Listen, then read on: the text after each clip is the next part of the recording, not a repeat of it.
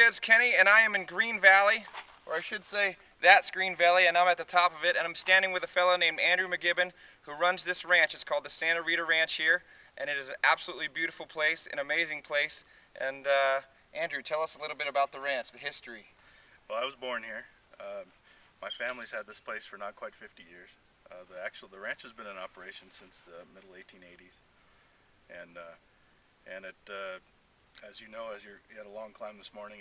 It's not a flat ranch. We're about 5,000 feet, correct? We're 5,000 feet here, but the ranch goes from about 2,800 feet to over 8,000 feet at its highest point. Wow. So you have a little bit more climbing to do today. That's bad news. Now, what exactly is it you guys do here? It's grass-fed beef. Well, we have conventional beef and grass-fed beef, okay. And so we actually do have some direct marketing for our grass-fed product, and we have a USDA label allows us to sell to families around Arizona, Southern California, within a state or so. Okay. Keep it close. Very cool. And this is where the cattle roam? Yeah. Somewhere out there is a bunch of cattle? They're about 10 miles to the north right now, and that's we like to keep it that way. We don't like to feed them hay. We don't like to have them in the pens. We just let them do their thing and let them graze as they see fit.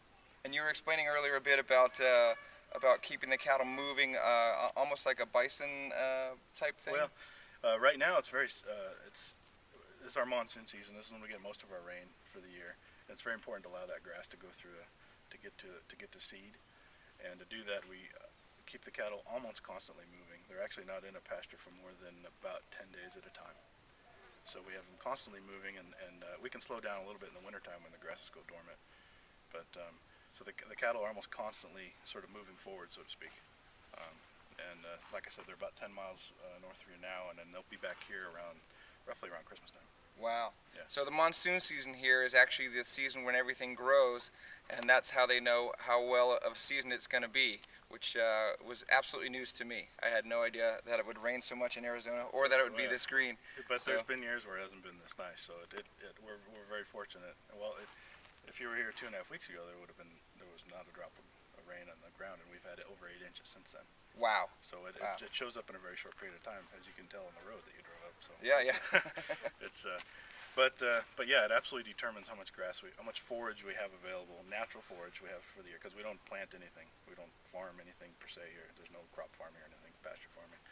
So whatever we get in terms of natural grasses and the rainfall that falls is what we have to work with for the entire calendar year until the rainfalls come again next summer, and you hope they come.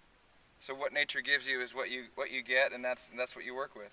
Yeah. Kind of how it should be, huh? Well, in some years that's great. In some years it just gives you a lot of gray hairs. Yeah. Now there's probably a great misconception or a preconceived notion of what a farmer is. You graduated from college and you went on to get your master's, correct? I have a master's in animal science and animal nutrition. Right. That's amazing. At the University of Arizona here, but I did my undergrad in Colorado. A little colder country. Yep. Couldn't handle that winter. I just want to let you know that if you would like to buy some of their product, shipping is a little expensive, but it's worth it.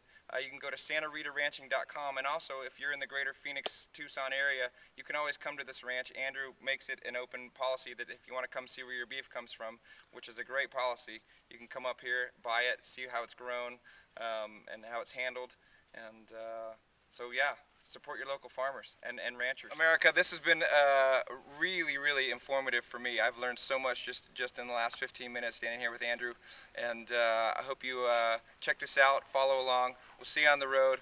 Thanks for tuning in. Thanks for following me. We'll see you soon. Peace.